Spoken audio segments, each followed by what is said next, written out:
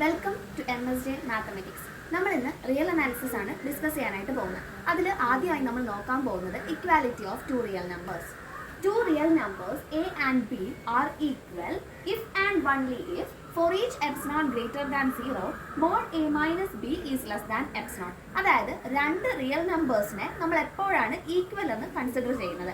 രണ്ട് real numbers equal ആകണമെങ്കിൽ നമ്മളൊരു എപ്സിലോൺ കൺസിഡർ ചെയ്യുന്നു. എപ്സിലോൺ എന്ന് പറയുന്ന ഒരു വാല്യൂ ആണ്, സീറോയെക്കാളും വലിയ ഒരു വാല്യൂ. അപ്പോൾ എ മൈനസ് ബി എന്ന് പറയുന്നത്, എ എന്നും ബി എന്നും പറയുന്ന രണ്ട് റിയൽ നമ്പേഴ്സിനെ എപ്പോഴാണ് ഈക്വൽ ആണ് എന്ന് നമ്മൾ കൺസിഡർ ചെയ്യുന്നത്.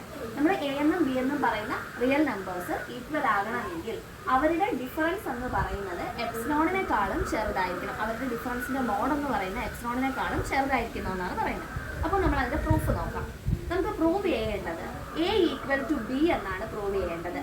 If and only if epsilon greater than 0 mod A minus B എന്ന് പറയുന്ന ലെസ് ദാൻ എപ്സിലോൺ ആയിരിക്കണം. അതായത് രണ്ട് രീതിയിൽ നമുക്ക് ഈ പ്രൂഫ് പ്രൂവ് ചെയ്യണം.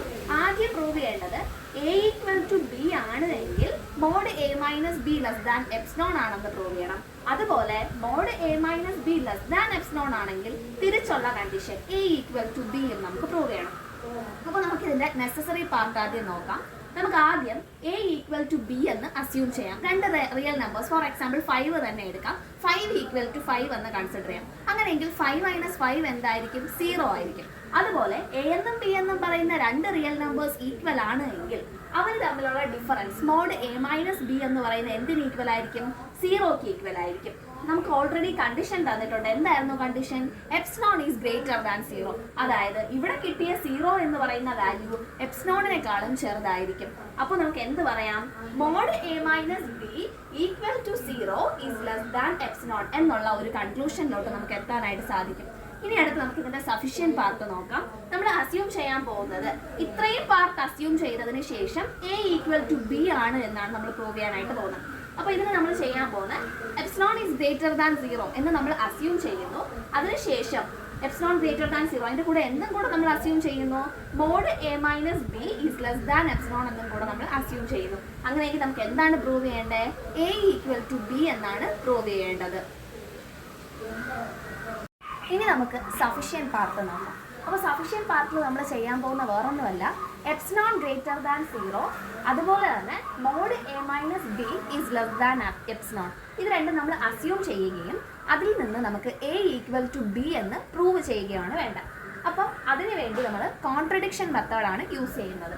അതായത് നമുക്ക് എ ഈക്വൽ ടു ബി എന്നാണ് പ്രൂവ് ചെയ്യേണ്ടതെങ്കിൽ അതിൻ്റെ നേരെ ഓപ്പോസിറ്റ് ആയിട്ടുള്ള A not equal to B ആണ് നമ്മൾ എന്ത് ചെയ്യുന്നത്? അസ്യൂം ചെയ്യുന്നത്.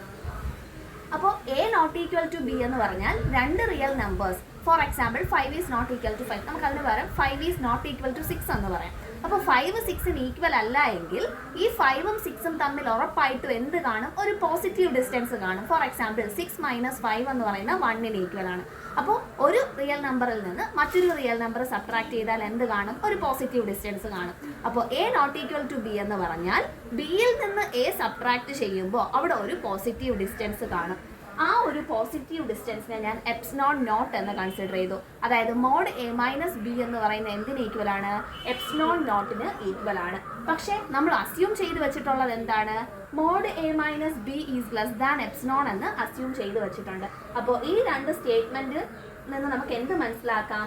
നമ്മൾ കണ്ടുപിടിച്ച mod A minus B equal to epsilon എന്ന് പറയുന്നത് നമ്മുടെ അസംഷന് എഗെയിൻസ്റ്റ് ആയിട്ടുള്ള സ്റ്റേറ്റ്മെന്റ് ആയതുകൊണ്ട് തന്നെ നമുക്കിപ്പോൾ എടുത്ത നമ്മുടെ അസംഷൻ ആയിട്ടുള്ള A not equal to B എന്ന് പറയുന്നത് ഫോൾസ് ആണ്.